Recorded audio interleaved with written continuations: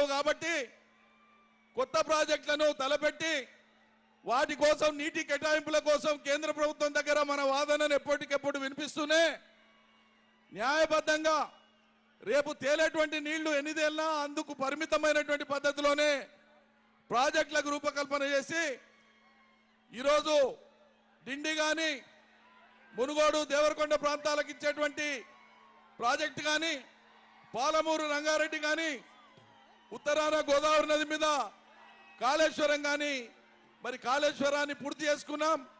పాలమూరు రంగారెడ్డిని దాదాపు 85-90% పనులు పూర్తి చేసుకున్నాం. రిజర్వాయర్లన్నీ కూడా నింపుకోవడానికి సన్నద్ధమైనాం. ఒకవైపు మనం ప్రాజెక్టులు కట్టుకుంటా ఉంటే ఇంకోవైపు ఇదే కాంగ్రెస్ వాళ్ళు సిగ్గుపడాలి. ఇక్కడ పులిచింతల కట్టినప్పుడు పోయి మిషన్లు కాల్చినటువంటి వాళ్ళే మళ్ళీ పులిచింతల తర్వాత రాష్ట్రం వచ్చిన తర్వాత వాళ్ళ పాలన ఉన్నప్పుడు దాంట్లో కాంట్రాక్టులు పొందింది వాళ్ళే. పాలమూరు రంగారెడ్డి ప్రాజెక్టు కోసం మనం ముందుకు పోతా ఉంటే అనేక కేసులు వేసి పాలమూరు రంగారెడ్డి ప్రాజెక్టు జాప్యం కావడం కోసం కారణమైంది కాంగ్రెస్ పార్టీ. అనేక కేసులు వేసినారు. కానీ వాళ్ళ నిస్సిగ్గుగా ఏం మాట్లాడుతున్నారు? పాలమూరు రంగారెడ్డిని సకాలంలో పూర్తి చేయలే కేసీఆర్, ఫలితం ఇయ్యలే, నీళ్ళు ఇయ్యలేనటువంటి దుర్మార్గం మాటలు మాట్లాడుతున్నారు. ఒకవైపు సహకరించని కేంద్రం మన నీటి వాటా తేల్చకుండా 9.5 ఏళ్లైనా సరే కృష్ణా నదిలో ఆంధ్ర తెలంగాణ వాటాను పంచకుండా ఒకవైపు కేంద్రం సహకరించని తీరు, మరోవైపు కాంగ్రెస్ వాళ్ళు వేసినటువంటి కేసులు, వీటన్నింటినీ అధిగమిస్తూ మనం ముందుకు పోయి పాలమూరు రంగారెడ్డిని రాష్ట్ర సొంత నిధులతో మనం దాదాపు పూర్తి చేసుకున్నాం. కొన్ని ప్రవాహ కాలువలు తవ్వుకుంటే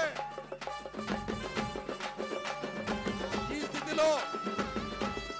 స్థితిలో హలో ఈరోజు ఆర్కెస్ట్రా సైలెన్స్ ఒక పెనుముప్పును, ఒక ప్రమాదాన్ని తెలంగాణ ప్రజల యొక్క జీవన్మరణ సమస్య అయినటువంటి కృష్ణా నది జలాల మీద ఒక గొడ్డలి పోటు లాంటిది కాంగ్రెస్ పార్టీ నిర్ణయం తీసుకుంది, కాంగ్రెస్ ప్రభుత్వం.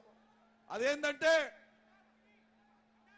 నీటి వాటా తేలే వరకు మన అజమాయిషిలో ఉండే నాగార్జున సాగర్, ఆంధ్ర అజమాయిషిలో ఉండే శ్రీశైలం పర్మనెంట్ గా నీటి వాటా తేలే వరకు ఇది కొనసాగాలని చెప్తా ఉంటే కేసీఆర్ 9 ఏళ్లు దాన్ని కాపాడుతా వస్తుంటే ఈరోజు కాంగ్రెస్ పార్టీ, కాంగ్రెస్ ప్రభుత్వం మొన్న జనవరిలో 17వ తేదీ నాడు కేంద్రంలో జరిగినటువంటి మీటింగ్ లో ఆంధ్ర తెలంగాణ 2 పార్టీలు ఒప్పుకొని వచ్చినాయి.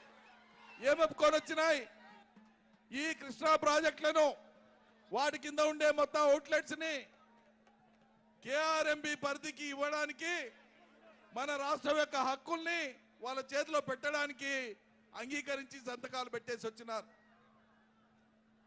ఇవాళ సంతకాలు పెట్టిందే గాక మేమేం పెట్టలేదు, కేసీఆర్ అంగీకరించిండని చెప్పి వైపు మాట్లాడుతూ మళ్ళీ వాళ్ళ శాసనసభలో